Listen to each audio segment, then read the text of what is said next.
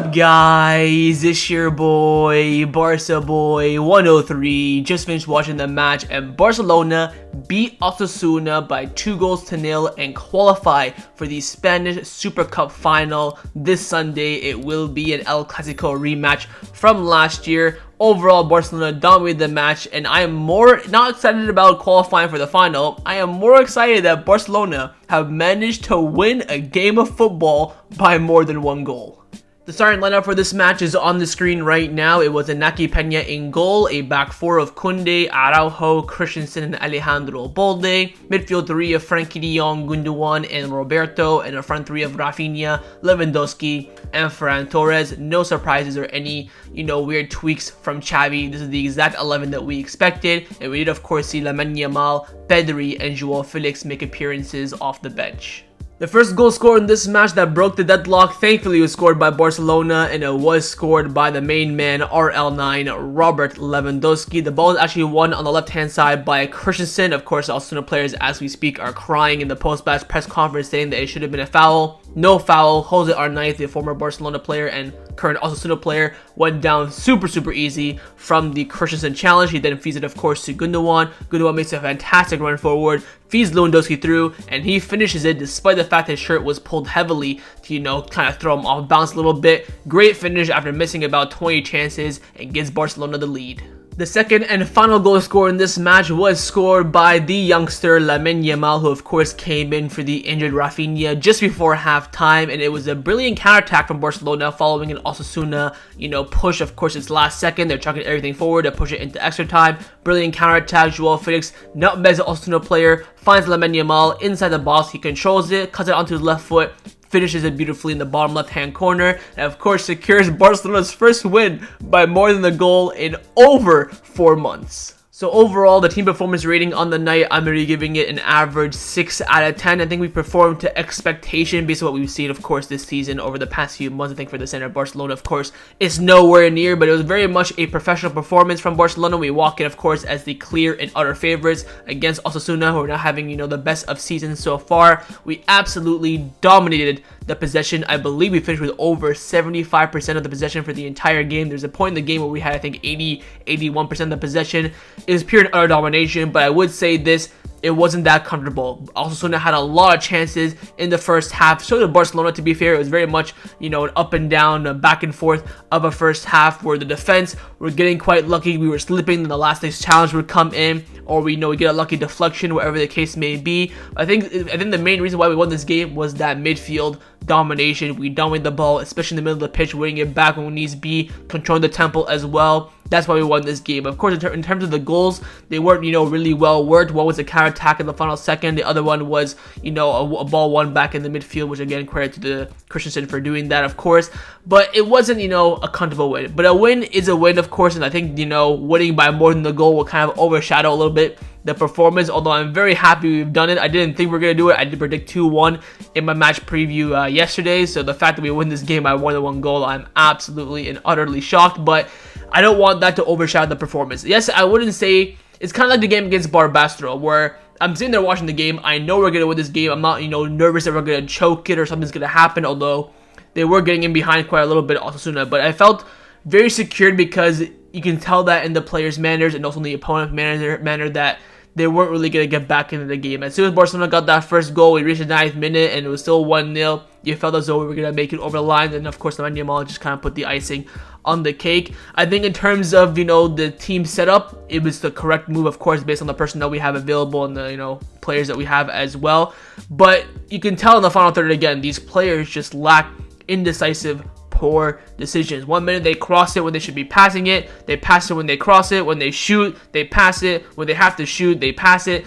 The decision making, again, in that final third is beyond shocking from a lot of these players, even though some of them had great games and some of them did it, but that's something that has to improve. If we play like we did it today against Real Madrid in the final, we're gonna lose. But hopefully now with Madrid, being in the final, the main name, and the stage, final, all that sort of stuff, the players will, step up that level. But you can tell they kind of went out there for just a professional performance, professional victory to go out there and secure their spot in the final. But overall, for me, I think we played all right, especially to what we've seen so far this season. Of course, we did win by more than the goal, but overall, the team performance rating on the night, I'm giving it a 6 out of 10. Let's now get into the players' individual player performance ratings. We start, of course, with the goalkeeper, Iñaki Peña. Between the sticks, I'm going to give Iñaki an average 6 out of 10. He has picked up, if I'm not mistaken, his first clean sheet of the season. I don't think he got a clean sheet since he's come in for Ter Stegen's injury against Porto. Oh, I think he got one against Atletico Madrid. So his second clean sheet since coming in between the six. Honestly, for him, a quiet day. Did have a good save against Budimir in the last few minutes.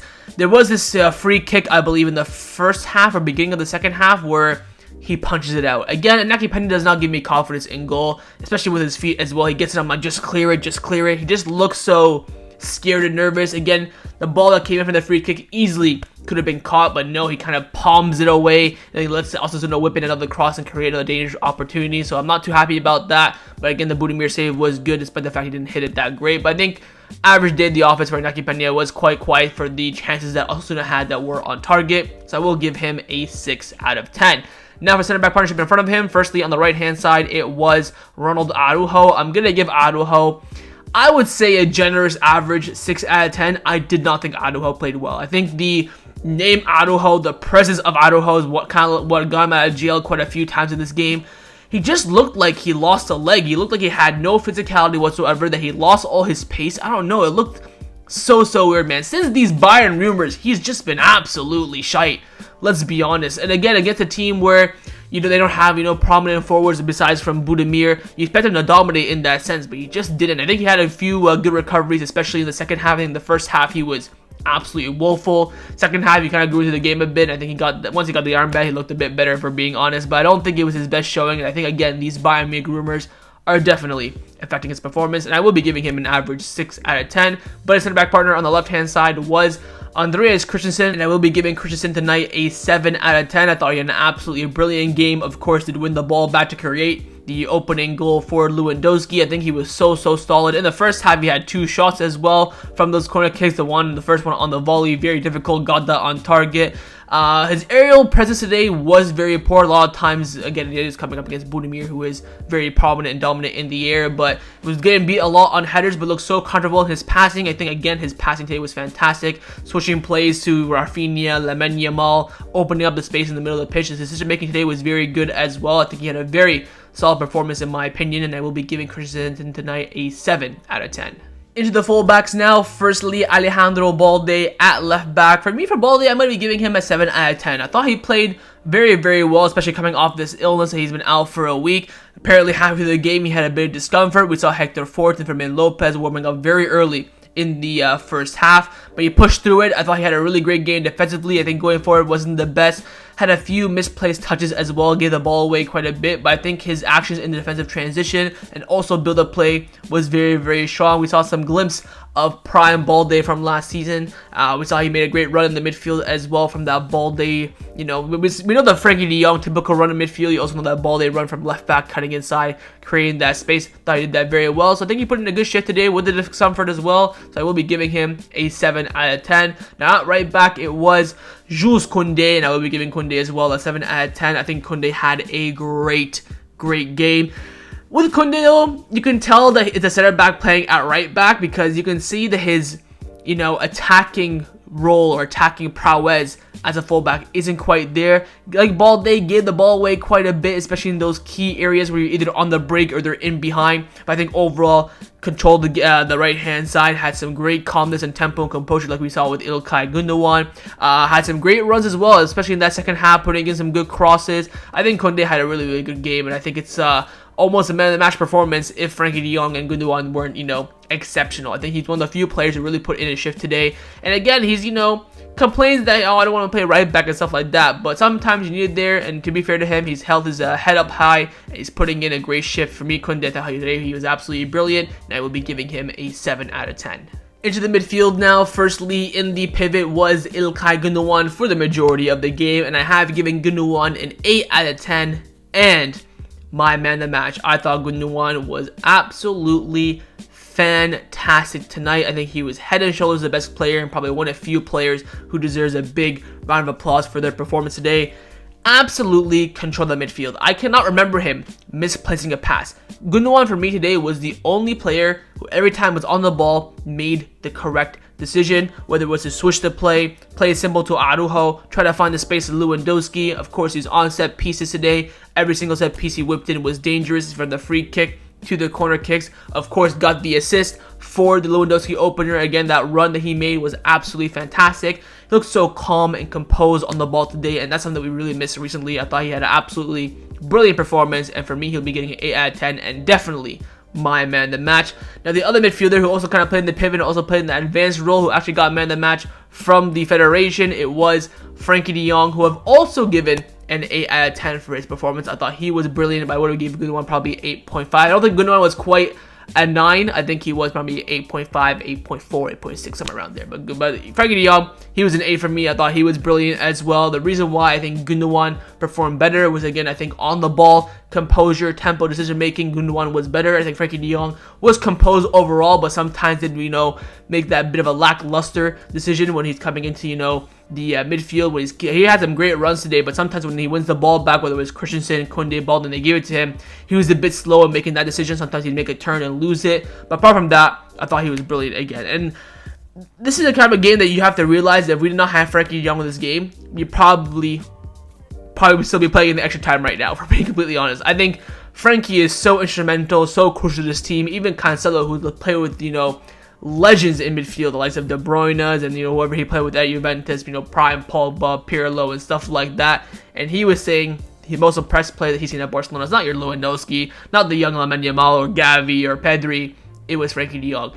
He's so influential to this team. I think without him, the result would be completely different. But I think he put in an absolutely brilliant performance, and I will be giving him an 8 out of 10. The last midfielder was, of course, the captain, Sergi Roberto El Capitano. I'm going to give him an average 6. I thought he, performed at the level I've seen him perform recently. I think from the Roberto 1 month ago, probably, as we saw there on the pitch, he made some great runs in the final third, was creating some chances. There are a lot of moments where you just needed that extra touch to, put the pass or win the recovery, and he was getting those, little toe pokes. He's picking up fouls as well, creating those set pieces for Barcelona. I think his legs kind of gave in. That's why Xavi did sub him off, and he wanted that fresh energy. But I think, again, put in a professional shift and no real complaints about his performance, but I will be giving him an average 6 out of 10.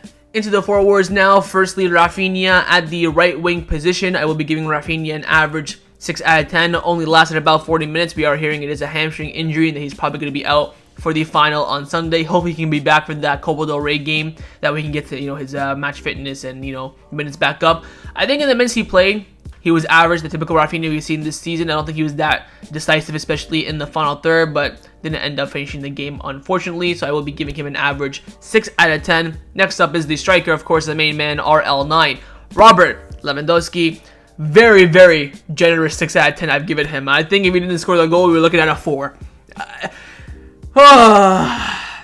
If he did not score this, I think this performance was on the verge of killing him. But that goal saved his blood clot. My goodness gracious, the performance was dreadful yet again from Lewandowski. He looks like a piece of wood that does not know how to move. Like, he looks so stagnated. And he's 1 minute he's dropping back in the left wing back position to try and get the ball. Next minute we're on a counterattack, nowhere to be seen. Link up play, shocking. Movement, dreadful. Lack of finishing, woeful. His movement, especially in the area, and his awareness, disgusting. I mean, this man has fallen off a cliff, but this is why Xavi plays him. One moment in behind where you want someone clean through on goal. Who is it? It's Robert Lewandowski, and he got his goal in the end. So credit to him. Apart from the goal, though, I think he was absolutely shite. So I will be giving him very, very generous, in my opinion, 6 out of 10. And last but not the least, of course, the left winger in Ferran Torres, who I will be giving a 5 out of 10. Very, very quiet and poor day for him. He was playing a lot of a central position, especially in that first half, kind of playing in behind Lewandowski, kind of like a left forward almost, but couldn't really get involved. Did have a few chances in that first half where he made the correct decision. I think he was one of the only few players to make the correct decision for the majority of the actions that he had, but he didn't really get involved too much. Looked very, very slow. Was getting, giving the ball away quite a lot. Was not really playing as a winger today as well, which kind of, I think hindered his performance quite a bit. Overall, not the best day for him, and I will be giving him a 5 out of 10. Now for the substitutions, the subs were Joao Felix, Pedri, and of course Lamine Yamal. Lamine Yamal with a goal, Joao Felix with an assist, and Pedri with a brilliant half-an-hour cameo. I'm shocked that Pedri played half an hour, to be completely honest, especially with the risk of the game going into extra time and penalties. I think Pedri was absolutely magical. And you know, I've been saying a lot about, oh, put Pedri in the market, see what happens with his renewal and stuff. But then you watch these performances thinking, are you an idiot? Why do you want to sell him? But again, that little cameo we see like what, once every 2 months. That's the problem with Pedri in my opinion. But I think he was absolutely brilliant, and for someone who hasn't played in about just under a month, it's been like 2 or 3 weeks now since the Almeria game with the Christmas break and things like that, maybe around pushing 4 weeks. He looked like he never left. Absolutely brilliant. I think Felix came in, but that first 20 minutes, he was just trying to get integrated. He looked like he, you know, had a chip on his shoulder, with Xavi benching him again. Got the great assist for Lamine Yamal's goal as well. Cheeky little nutmeg and correct decision in passing. I didn't like how Felix looked really frustrated when he didn't get the ball from his teammates as well. Hopefully he can, you know, move that out of his game. Lamine Yamal thought he was absolutely brilliant. I was saying before Raphinha even got injured, Lamine Yamal should be coming in at halftime. You need that natural winger with the pace and dribbling ability. I would have brought in Lamine Yamal probably for Ferran Torres and then pushed Raphinha to the right, to the left, or Lamine Yamal to the left, either or. Got his goal as well, but I think he was very impactful. We saw his pace. A lot of the moments he was, I think to be fair, the Osasuna defender who was marking him, I think it was Juan Cruz. He had a great game, the guy, and he was, you know, not pocketing Lamine Yamal and making it very difficult for him, but I think Lamine Yamal still had a great game, and I think he's definitely in contention for starting the game this Sunday. Overall today, I think for me, the 3 subs really made a big impact today. Probably give Joao Felix an average 6, even though he got the assist. Pedri probably 6.5-ish for his performance and his control of midfield, and we'll give Lamine Yamal a 7 for his goal. And last but not the least is, of course, the manager, Xavi Hernandez, who tonight for me will get, just like the team, an average 6 out of 10. There's really, I want to think of points of why I should give Xavi a 7, and I really couldn't think of anything. He picked the right team, he had the team that everyone thought he was going to pick. He made the right subs, of course, but they were lacking. You know, we had 2 other subs available. Osasuna were bringing on 5 changes, and we would look for any freshness. He didn't bring on Fermin Lopez, Romeu, Casado, anything of that. No, maybe even Hector Ford just to rest Balde a little bit, who had some discomfort. It's a game where you can't really boost him in any sort of way. I think he just did his job. You know, we got the win, qualified for the final, clean sheet, win by 2 goals. You can't really degrade him, but you also, I don't think, can promote him. So bang, average 6 out of 10 for Xavi. Good day at the office for him, and hopefully we'll continue to push like this, especially coming into the final. So that was our match review for Barcelona versus Osasuna in the Spanish Super Cup. Hope you guys enjoyed this video. If you did, make sure to leave a like, and of course leave me your thoughts down below in the comments on everything we discussed. The main thing we'll see, of course, is your thoughts on the performance, your player ratings, and your manager rating as well. And of course, make sure you guys subscribe down below if you haven't already, and I will see you guys next time on the channel. Take care, and Forza Barca. Go, go, go, go, go.